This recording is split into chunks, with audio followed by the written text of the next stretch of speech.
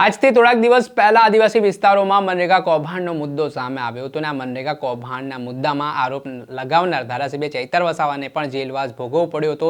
સાથે જ જે વ્યક્તિ કોંગ્રેસના નેતા છે જેમના પર મનરેગા કૌભાંડમાં ગંભીર આરોપ લાગ્યા હતા તેમને પણ જેલવાસ ભોગવવો પડ્યો હતો। આમ બંનેના કારણો જુદા જુદા છે, પરંતુ આરોપ કરનાર અને આરોપ જેના પર લાગ્યા છે બંને તેઓએ પોતાના 3 મહિના જેટલો સમયગાળો છે તે જેલમાં પસાર કર્યો છે, જેમાં ચૈતર વસાવા 75 દિવસ અને કોંગ્રેસ નેતા હીરા જોટવા 90 દિવસ બાદ જેલ મુક્ત થયા છે। ત્યારે જૂનાગઢ ખાતે જ્યારે કોંગ્રેસ નેતા અને આહિર સમાજના આગેવાન હીરા જોટવા જેલમાંથી મુક્ત થયા ત્યારે તેમનું ભવ્ય સ્વાગત કરવામાં આવ્યું, જેમાં મોટી સંખ્યામાં માનવ મેદની ઉમટી પડી ને ફટાકડા ફોડીને ઉત્સાહ જેવો માહોલ છે તે તેમના સમર્થકોમાં જોવા મળ્યો। ત્યારે બાબતના સંદર્ભમાં કોંગ્રેસ નેતા હીરા જોટવાનું મોટું નિવેદન સામે આવ્યું છે।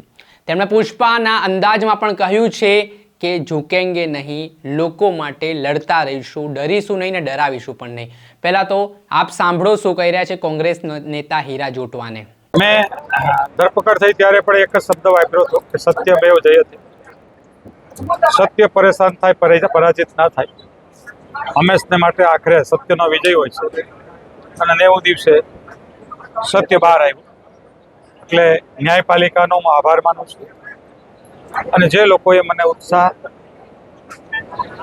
મારી સાથે સદવ્યવહાર કરી, મારા જન્મદિવસે ભગવાન કૃષ્ણને ધ્વજારોહણના કાર્યક્રમમાં હજારો લોકોએ પ્રાર્થના કરી, એ પ્રાર્થના પણ ફળી છે એમ હું માનું છું। કોઈ સંતે એમ કીધું છે કે મીરા નરસિંહ પોતાને ભગવાન મળ્યા, એમના પ્રમાણો આપતા ગયા એટલે કે લખતા ગયા। મને એમ લાગે છે કે આપણે આવા સંજોગોમાં એક રસ્તાને યાદ ના કરીએ, એમણે કરેલી મદદને યાદ ના કરીએ તે બરાબર નહીં। અંતે સમયે તમારી મહેનત કરો। ગીતામાં કીધું કે કર્મ કરતો જા, ફળ મળશે જ।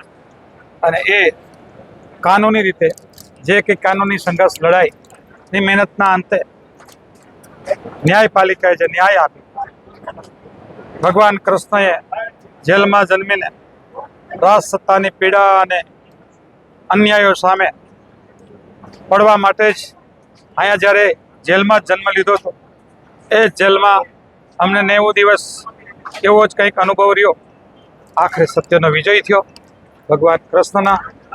અને જે લોકોએ સુરતથી લઈને તળાજા, જુનાગઢ જિલ્લો, મોરબી, જામનગર, કચ્છ, પાટણ સુધીના જે આવેદનપત્રો આપ્યા એમને પણ આ તકે હું યાદ કરું છું અને 18 વર્ણને આહિર સમાજને મારા ખૂબ ખૂબ આભાર કે આપ જ્યારે આફતની ઘડી અમારી સાથે રહ્યા, અમારા પરિવારની સાથે રહ્યા, ત્યારે તમારો આભાર। કારણ કે સમય તો કોઈ પણ હોય, સારો હોય કે ખરાબ હોય, એકથી જવાનો પણ ખરાબ સમયે ધીરજ રાખવા માટે, ખરાબ સમયે જે પડખે ઊભા છે એવા લોકોને ફરીથી આભાર માનું છું। જય હિન્દ। દર્શક મિત્રો, એન કવરેજ ન્યૂઝને આપ લાઈક કરી લો, સબસ્ક્રાઇબ કરી લો અને શેર કરવાનું ભૂલતા નહીં।